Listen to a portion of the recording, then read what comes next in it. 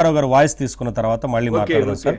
దుర్గారావు గారు ఏం చెప్తారు అంటే సంజయ్ వ్యవహారం గురించి ఇప్పటిదాకా సార్ సుబ్బారావు గారు మాట్లాడారు, శ్రీనివాస్ గారు మాట్లాడారు. తెలిసిందే సంజయ్ ఎలా వ్యవహరించింది అనేది. అంటే కనీసం వారు నిబంధనలు అంటే ఏందో కూడా తెలియకుండా అనేం లేదు, వాళ్ళకి నచ్చినట్లుగా వ్యవహరించారు, పనిచేశారు. అంటే జగన్మోహన్ రెడ్డి గారు ఏం చెప్తే అది చేసుకుంటూ పోయారు. ఇవాళ జైలు పాలు అయ్యే పరిస్థితికి వచ్చారు అందరూ. నమస్కారం అండి, ప్యానెల్ పెద్దలకి, ఏబిఎన్ ప్రేక్షకులకి.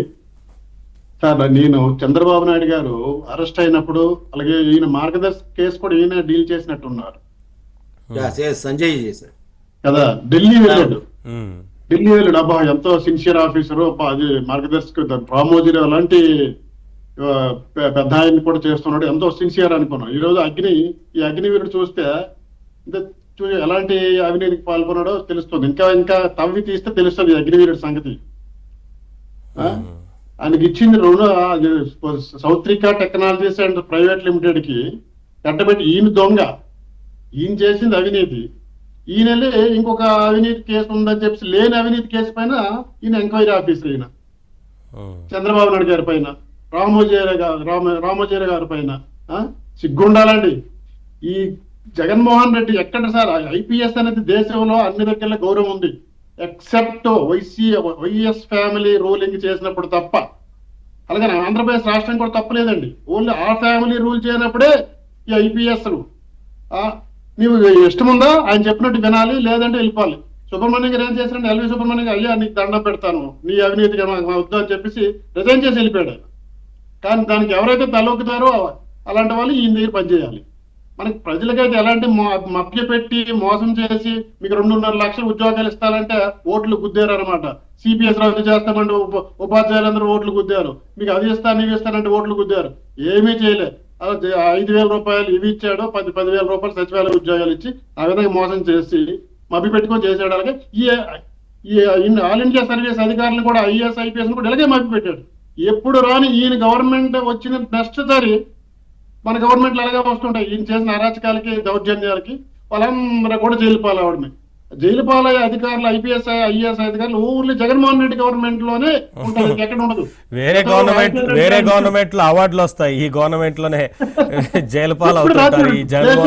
ఏ రాష్ట్రం మీరు తీసుకోండి, ఎక్కడో 61 అంటే ఇంక వేరే ఉంటది. కానీ ఈయన వచ్చి మాత్రం పుంకాలుగా జైలు ఈయన కోసమే వస్తారేమో అధికారులు కానీ, అదే రాజకీయ నాయకులు కానీ, మంత్రులు కానీ. గతంలో అన్నారు ప్రస్తుత మాజీ మంత్రి ధర్మాన ప్రసాద్ గారు, కోట్లు మీకు కోట్ల చుట్టూ మేమా అని ఆయన కాంగ్రెస్ పార్టీలు ఉండేటప్పుడు. ఈయన వ్యవహార శైలి అలా ఉంటది అనమాట. ఈ రోజు ఈయన ఈ 2 కోట్లకి 3 కోట్లకి కక్కుర్తిపడి కుక్కలా పనిచేశాడు వాళ్ళ కోసం. సారీ, అది I'm say to like that. But ఇవాళ ఆయన ఏం చేస్తున్నాడండి, ఆయన ఎన్ని వేల కోట్లు లక్షల కోట్లు పట్టుకుపోయినాడు. ఈయనకేమో ఇప్పుడు కోట్ల చుట్టూ తిరగాలి, జైలు చుట్టూ ఉండాలి ఇప్పుడు ఈయన. ఎందుకంటే ఆ ఓవర్ యాక్షన్ ఇప్పుడు ఈయనకి తెలియదా? ఎవరు చంద్రబాబు నాయుడు అకౌంట్ లో 1 పైసా వెళ్ళలేదు. బట్ మరి నీ స్వయంగా నీవు డీల్ చేసే డిపార్ట్మెంట్ లో, ఫైర్ డిపార్ట్మెంట్ లో ఓన్లీ 59.93 లక్షలన్నీ చెల్లించావు. అది ఎక్కడికి వెళ్ళిందండి? అలాగే ఎస్సీ ఎస్టీ అవగాహన సాధనకు పెట్టావు, అది 1.19 crores, అది ఓన్లీ 3 లక్షలే ఖర్చు పెట్టావు, మిగతాది ఎక్కడికి పోయింది? అలాగే ఆ సూట్ కేస్ కంపెనీ అది హైదరాబాద్ లో ఊరు పేరు లేని కంపెనీకి ఎలా ట్రాన్స్ఫర్ చేశాను? అసలు ఆయనకు అవగాహన ఉందా చట్టం మీద? ఆయనకు అవగాహన ఉందా? అన్నారు. ఇక ఒక్క డిపార్ట్మెంటే కాదు, అదే దీనిలో మిగతా డిపార్ట్మెంట్ కూడా చక్కగా ఉంది. నీ డిపార్ట్మెంట్ ఎందుకు జరిగింది? ఎక్కడ తీసుకెళ్ళి 1 crore 3 crores 4-5 కోట్లు ఇప్పటికి అంత ఇప్పటికి వచ్చింది. అది ఇంకా తవ్వి తీస్తే ఇంకెన్ని కోట్లు ఉన్నాయో. ఇలాంటి దుర్మార్గపై అధికారులు వచ్చి ఐపీఎస్ చెడ్డ పేరు చేస్తున్నారండి. ఐపీఎస్ చెడ్డ పేరు తేకూడదు ఇలాంటి వాళ్ళకి, కాబట్టి కఠినంగా శిక్షణ జరగాలి వీళ్ళకి. ఇంకా మార్గదర్శి వెళ్ళాడు, అప్పుడు అలాగే లేనిపోయిన అబండాలు వేసాడు, అవన్నీ క్లీన్ చెట్కి వచ్చారు.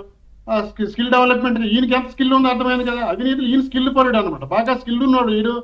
ఈయన స్కిల్ ఉండి చంద్రబాబు నాయుడు గారు ఫైనల్ చేస్తాడా అని ఏ రోజుకి ఒప్పుకున్నాడండి? నేను తప్పు చేయలేదు అన్ని చేసా 56 రోజులు 53 రోజుల నుండి బయటకు వచ్చాడు తప్ప ఏ రోజు ఒప్పుకోలేదు. తెలుసా నీ నిజంగా చేయలేదు, కడిగిన ముత్యంలాగా వచ్చాడు ఆయన. కానీ నువ్వు దొంగవు, నువ్వెళ్ళి ఇంకొక దొంగతనం కోసం దొంగతనం చేశారని అసత్య ఆరోపణలు మోపేసి నువ్వు విచారణ పేరుగా ఎన్ని రాష్ట్రాలు తిరిగాడండి ఆయన. ఎన్ని రాష్ట్రాలు తిరిగాడు చెప్పండి అప్పట్లో.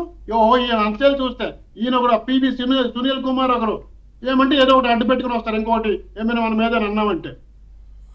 మీకు ఇచ్చిన బాధ్యతలు ఏంటి? వీళ్ళు ఐపీఎస్లు కాదండి, వైపీఎస్లు. Only YCP government Congress YS family ఉండేటప్పుడు వీళ్ళందరూ వైపీఎస్లీలు. ఆమె శ్రీలక్ష్మి గారు ఆమె మొదటిసారి చేస్తే అంత ఆరోగ్యం చెడిపోయినప్పటికి కూడా మళ్ళీ ఆయన లేదా ఇదన్నమాట బాగా అలవాటు పడిన ఆఫీసర్లు వీళ్ళు. అవినీతులకి చేసి ప్రజాధనం దుర్వినియోగం చేసి అధికార దుర్వినియోగం చేసి ఈ రోజు మళ్ళీ స్టేట్మెంట్లు ఇవ్వడము, సోషల్ మీడియాలో ఎవరు పెడితే వాళ్ళ మీద ఈయన కేసులు పెట్టడము. ఒక కార్యకర్త కంటే దారుణంగా ప్రవర్తించాడు ఆయన వేళ. అప్పుడు ఈయనే కాదు చూడండి, ఆయన పెట్టుకున్న లాయర్లు కూడా అంత దగ్గర పొన్న వాళ్ళు కింద వాళ్ళు ఎవరు ఉన్నారు కదా. నీకు ప్రభుత్వం తరపున వాదించాలంటే జగన్మోహన్ రెడ్డి కుటుంబాల కోసము, జగన్మోహన్ రెడ్డి వైసీపీ కోసం వాదిస్తాడు ఆయన. అడిషనల్ అడ్వకేట్ జనరల్ అంటేనే ప్రభుత్వం అడ్వకేట్ జనరల్ అంటే ఎవరి కోసం? నీకు ప్రభుత్వం తరపున వాదించు. ప్రభుత్వం తప్పు చేస్తే ప్రభుత్వం తప్పు చేయలేదు వాదించాలి తప్ప వైకాపా పార్టీ కోసం వాదిస్తావా? ఆయన అక్కడికి వెళ్తున్న వాడికి వెళ్తావా? వీళ్ళు రాష్ట్రం కాదండి, ఢిల్లీ పోయారు. ఢిల్లీకి వెళ్ళి అక్కడ ప్రెస్ మీట్ పెట్టి నాటి ముఖ్యమంత్రి పిల్లలు లండన్ లో చదివితే అక్కడికి పోయినాడు మొన్న అయిన తర్వాత. ఇవి ఆయన చేసిన ఘనకార్యాలు. ప్రసాద్ రెడ్డి గారు నేను స్వయంగా చూసిన, పవన్ కళ్యాణ్ గారు కంప్లైంట్ ఇచ్చాను. అక్కడ దారుణమనండి. ప్రతి యూనివర్సిటీలో వైస్ ఛాన్సలర్ ఆయన యొక్క బంగ్లా, ఆయన గెస్ట్ హౌస్ అన్నీ ఉంటాయి, కానీ ఆయన అక్కడ ఉంటాడు. ఆంధ్ర యూనివర్సిటీ పుట్టినప్పటి నుంచి ఎలాంటి వాళ్ళండి, నోబెల్ బహుమతి గ్రహీతలు సివి రామన్ గారు, సర్వేపల్లి రాధాకృష్ణ గారు, ఎలాంటి వాళ్ళు అక్కడ సిఆర్ రెడ్డి గారు, అలాంటి వాళ్ళు చేసిన వైస్ ఛాన్సలర్ చేసిన యూనివర్సిటీ అండి. దానికి పూర్తిగా నాశనం చేసేసండి. రియల్ ఎస్టేట్లు పెట్టడం, పొలిటికల్ క్యాంపులు పెట్టడం, లోకల్ బాడీ ఎన్నికలు జరిగితే వాళ్ళకి వెయ్యు, ఎమ్మెల్సీ ఎన్నికలు జరిగితే వీళ్ళకి ఉన్న ఓట్లు వెయ్యు. ఈయనండి చేసే పని. అక్కడ ఉన్న పాత బిల్డింగ్లని కూలదోసి ఎగ్జిబిషన్లకు ఇవ్వడము, అన్ని చెట్లన్నీ కూలదోసేసి అక్కడ మళ్ళా అది ఇంకా వేరే వాళ్ళకి మట్టేశారని చెప్పి పైకి దోపులు చెప్పు. ఇదంతా ఈ అనపర్తి ఏరియాలో ఉన్న ద్వారంపూడి చంద్రశేఖర్ రెడ్డి, ఈ అనపర్తి నుంచి వచ్చిన ఈ రెడ్డి ఈయన పేరు ప్రసాద్ రెడ్డి, వీళ్ళు చేసిన దౌర్జన్యాలు బొమ్మలు కాదండి, రాష్ట్రం మొత్తం మీద. ఈ నాట్ ఓన్లీ విశాఖపట్నం వరకు కాకినాడ, ఈవెన్ ఉత్తరాంధ్రలో కూడా ఉన్నాయండి. వీళ్ళు కూడా బాధ్యతలు వాళ్ళకి. దాని వెనుక ఎవరన్నా అంటే జగన్మోహన్ రెడ్డి గారు. మా ప్రాంతానికి విజయసాయి రెడ్డి సంబంధం ఏంటండి? శ్రీకాకుళంలో పుట్టాడా, విజయనగరంలో పుట్టాడా, విశాఖపట్నంలో పుట్టాడా? మాకేంటో ఆయన సుబేదారా మా 3 ప్రాంతాలకి? ఎవరు? ఎస్వి సుబ్బారెడ్డి ఎవరండి? వైవి సుబ్బారెడ్డి. ఒంగోలు మీరు చూసుకొని దమ్ముంటే ఒంగోలు గెలిపించవయా ఒక ఎమ్మెల్యే ఒక ఎంపీని. అక్కడ ఓడిపోయి 23లో కూడా మీరు అత్యధికంగా గెలిచింది లాస్ట్ టైం తెలుగుదేశం ఒంగోలులోనే. అదేలేండి, దోచుకోవడం కోసం ఆ ప్రాంతానికి వారిని పంపించినట్టున్నారు కదా, అంతే కదా. ఇప్పుడు వారు చేసిన అక్రమాలన్నీ ఒక్కొక్కటిగా బయటకు వస్తున్నాయి కదా.